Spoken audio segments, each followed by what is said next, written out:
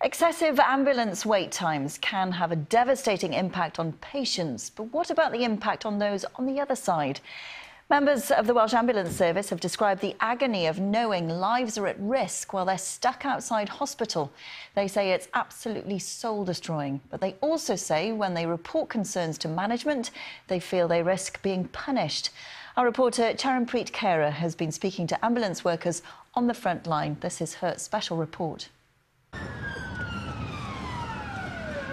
When you're sat there, you've got your radio strapped to your chest and you hear red calls waiting, red calls waiting. That is somebody's life waiting in the balance, and you can't get there. It's demoralising. These are the words of a paramedic on the edge. We can't show his face and we've changed his voice, but his message is clear. Staff are burning out. The service can't cope. I'm now on antidepressants because of the ambulance service. From the stress of the job? Yeah.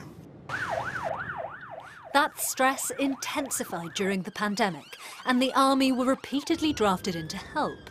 But without medical training or training in blue light driving, some paramedics say that added to the pressure.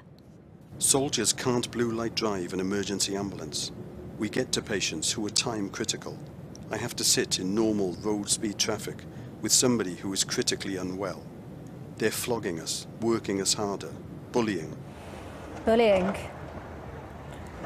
That's quite a strong word. Can you expand on that?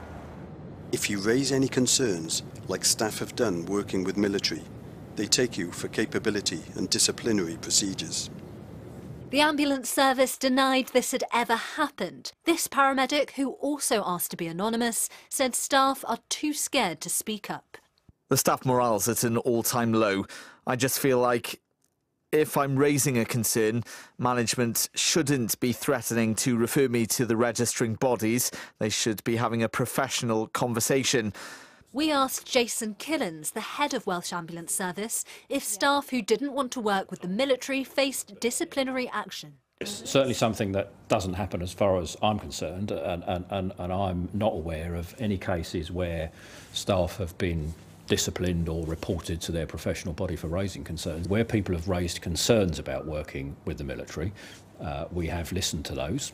But not all staff agree, and this recording, obtained by the BBC after the interview with Jason Killens from a meeting of managers late last year, suggests the threats were real.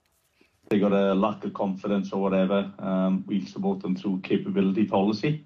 If they're refusing point blank, it'll be, thank you very much, you can go home, and we'll see you in 7 days for your disciplinary. Obviously, you'll couch it better than that, but he's asking you guys to have those difficult conversations. And if anybody refuses, feed up the names to your LMs. When we asked the Welsh Ambulance Service Trust about the recording, in a statement, Jason Killens said there was no plan to discipline colleagues for refusing to work with the military, a position set out by me personally in a written commitment to trade union partners in November 2021. Any comments that suggest otherwise did not and do not represent the organisational position. But staff say they feel the threat has hung over them, making it hard to speak up. Whether it's going to happen or not, it's the fact that the threat is there.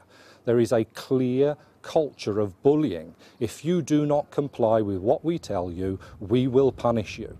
The military are leaving by the end of the month. Is that problem solved? No, it won't be problem solved. This has clearly shown us you cannot bully people to conform. Is there a bullying culture in the Welsh Ambulance Service? We've heard examples of people who feel that they have been bullied in the workplace. There is no place for that in our organisation. And if we see evidence of that, deliberate bullying, we will tackle it.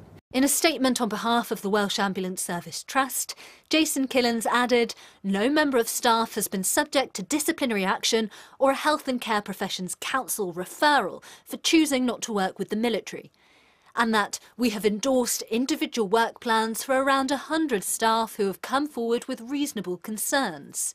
He said without the military's support, the service we would have been able to provide to people in Wales would have been significantly worse than the already challenging environment means it has been. The military's involvement will soon end, but for some, the damage has already been done. I've been looking at jobs in North West Ambulance Service and West Midlands.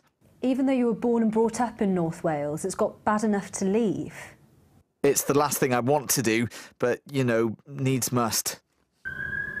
After 2 years of catastrophic pressure, our emergency service now faces its own emergency.